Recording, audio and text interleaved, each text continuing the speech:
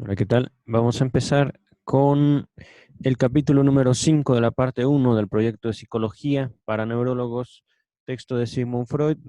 Recordemos, texto publicado sin el consentimiento de Sigmund Freud, era parte de la correspondencia con su amigo Wilhelm Fliess. El capítulo 5 tiene por título El problema de la cantidad. Comienza Freud con unas palabras que le cuesta mucho trabajo decir a cualquiera que presuma ser científico: yo no sé nada sobre la magnitud absoluta de estímulos intercelulares.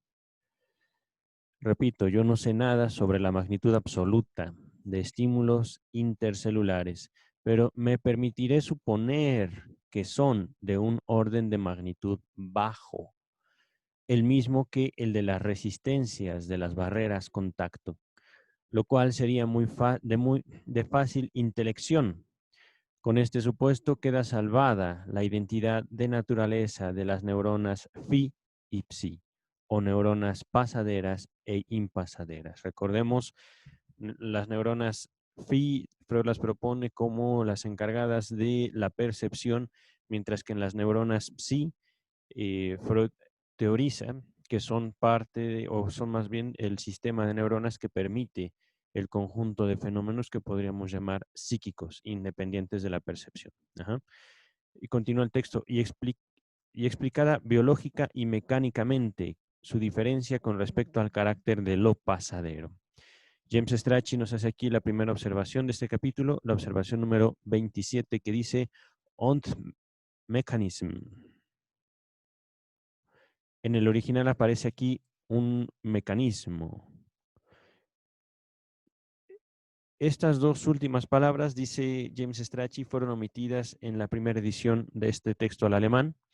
Merece la pena advertir que en toda esta obra Freud agrupa las explicaciones de los fenómenos que estudia bajo dos encabezados: mecánicas y biológicas.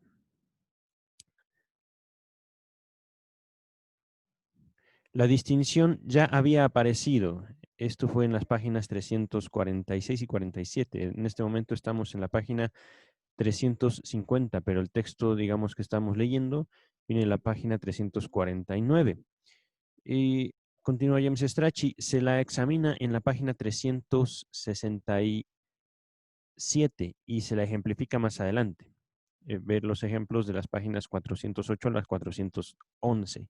Una explicación, entre comillas, mecánica o automática, palabra que a veces utiliza como sinónimo, es aquella en la que el fenómeno estudiado está determinado en forma directa por sucesos físicos contemporáneos a él. La explicación biológica es la que indica la determinación genética del fenómeno por su valor de supervivencia para la especie. Ahí finaliza la observación de James Strachey.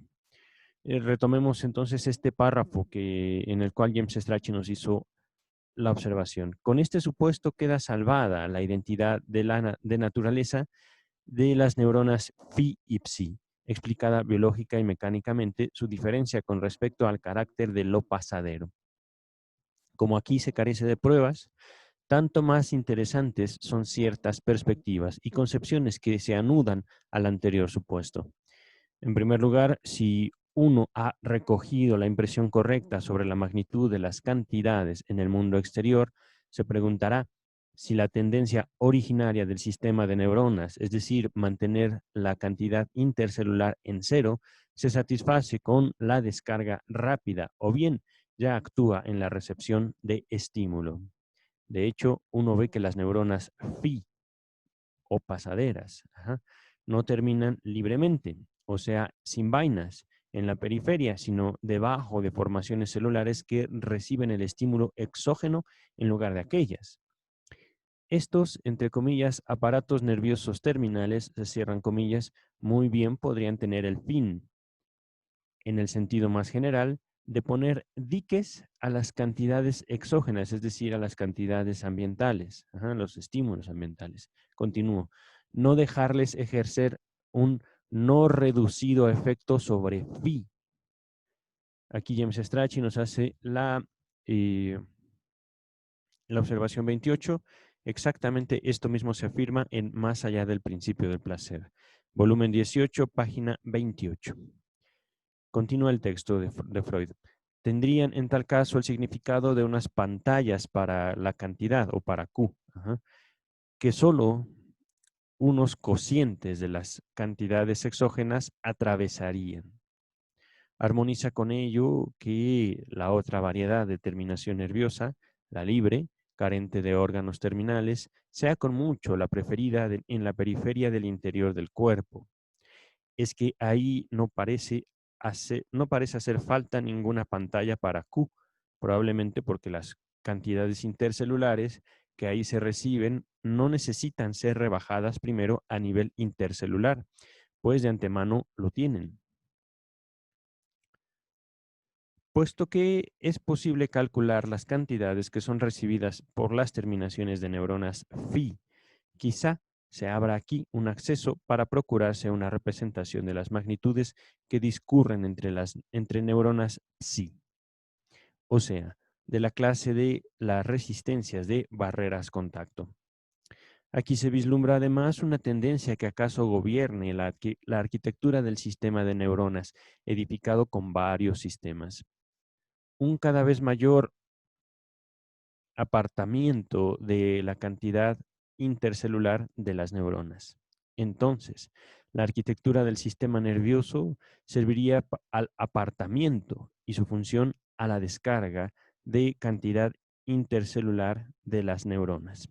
Repito, toda vez que dije en este texto, aquí ya acabamos el capítulo 5, pero vuelven otra vez las abreviaciones. Q lo he leído como cantidad y QN como cantidad intercelular. A esto se refiere, digamos, como la diferencia entre la excitación del mundo, que según entendí es una excitación, digámoslo así, objetivamente medible o comprobable, verificable. En cambio, QN nos está hablando de una cantidad de energía o cantidad de estimulación o una percepción del cuerpo o del mismo organismo. Recordemos que al menos una de las suposiciones o una de la interpretación que había dado yo a este texto en un principio es que Q se transforma en QN. Y esto fue, me parece que en el capítulo número 1. Aquí, de todos modos, Freud vuelve a insistir en cuanto a la naturaleza de la cantidad. Vamos a dejar este texto hasta aquí para continuar con el siguiente.